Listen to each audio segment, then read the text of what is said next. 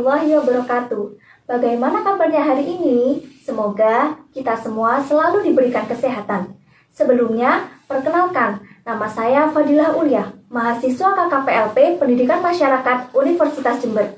Pada kesempatan kali ini, saya akan menyampaikan materi dengan judul Pemberdayaan Perempuan Era Digital.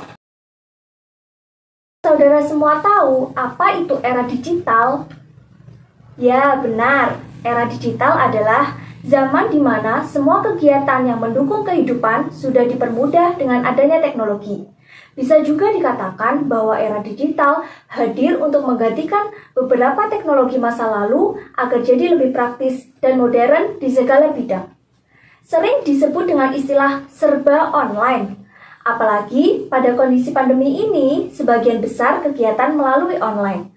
Mulai dari sekolah online, rapat online, belanja online, ojek online, dan masih banyak lagi. Nah, itulah sebagian kecil contoh dari era digital. Tapi sebenarnya, apa sih kemudahan di era digital? Kemudahan di era digital yang pertama, mudah dalam berkomunikasi. Pada era digital ini, makin mudah dalam menyebarkan informasi, mengirim kabar kepada keluarga melalui chat atau video call. Mungkin sebagian besar dari saudara-saudara tidak asing dengan aplikasi WhatsApp. Nah, aplikasi WhatsApp merupakan salah satu contoh kemudahan di era digital pada bidang komunikasi. Kemudian yang kedua, yaitu dalam mengirim uang. Pada era digital ini, mengirim uang tidak perlu repot melalui wesel, serta harus menunggu beberapa waktu untuk sampai tujuan.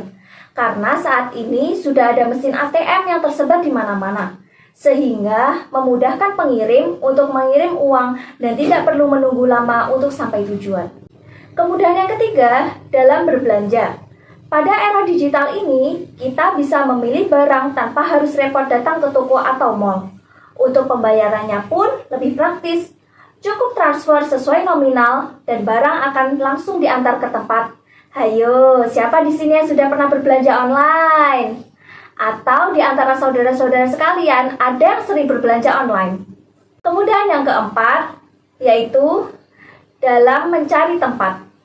Pada era digital ini, kita bisa bepergian kemanapun tanpa harus takut tersesat dengan menggunakan aplikasi GPS seperti Google Maps.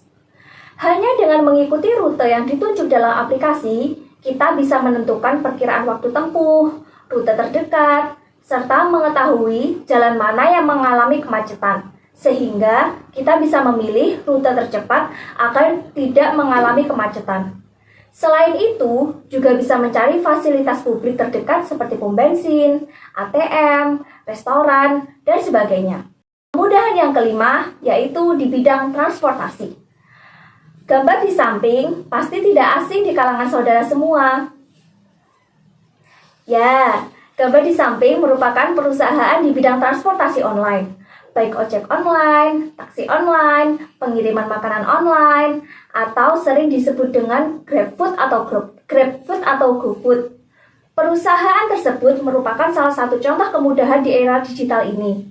Hanya bermodalkan HP, kita dapat langsung memesan.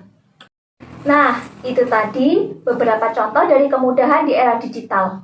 Lalu, apa sih peran perempuan di era digital ini? Perempuan memiliki potensi besar dalam memajukan bangsa Indonesia, terlebih di era digital seperti sekarang. Bahkan, perempuan berada di baris depan dalam pembangunan bangsa di era digital. Meski tekanan pandemi harus dihadapi, perempuan memegang peran strategis, yakni sebagai pekerja rumah tangga, seperti mengatur rumah, membesarkan dan mengasuh anak, berperan sebagai pekerja transisi, seperti bekerja dalam bidang usaha keluarga, dan sebagai pekerja di luar rumah tangga sebagai perempuan karir. Sesungguhnya, perempuan memiliki potensi luar biasa yang dapat dimanfaatkan untuk memajukan bangsa, mendidik generasi penerus bangsa sebagai pemberi pendidikan yang pertama dan utama bagi anak-anaknya. Perempuan di era digital tidak cukup berkecimpung hanya sebagai ibu rumah tangga, tetapi dituntut juga harus mampu berkecimpung dalam usaha keluarga maupun di dunia karir. Peran teknologi informasi dan komunikasi dalam menjalankan tugas dalam keluarga dapat memberi wawasan dalam mendidik dan mengatur rumah tangga secara modern.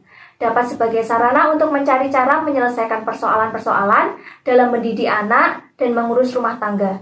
Dalam bidang sosial, peran teknologi informasi dan komunikasi bagi perempuan dapat dijadikan sarana penting dalam pemberdayaan ekonomi, yang saat ini kegiatan ekonomi bisa dilakukan secara online. Di samping itu juga dapat mendorong lebih banyak kegiatan-kegiatan sosial kemasyarakatan dapat dilakukan.